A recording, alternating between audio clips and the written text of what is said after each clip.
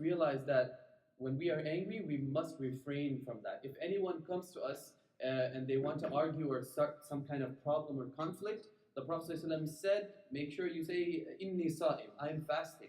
I'm fasting, sorry, don't come to me right now, okay? A hungry man is an angry man, they say, right?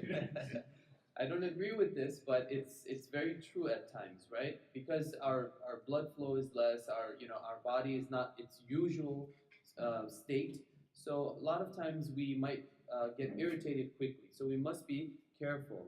As-sawmu junnah. The Prophet, peace be upon him, said that fasting is a shield. It blocks you from haram actions. It blocks you from forbidden things. So you really want to eat. However, you know that you are fasting, but you refrain from that because you want to please Allah. You see, this is taqwa. You are in your room, in your mahalla, no one is watching you. Like, you don't know if I fast, you don't know that right before coming here if I drank water or if I ate something, right?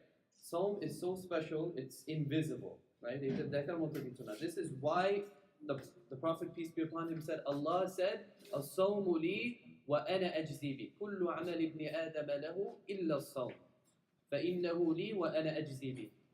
Every action that a human being does is for him or her, right? Whatever you do, it's for you. You get the reward.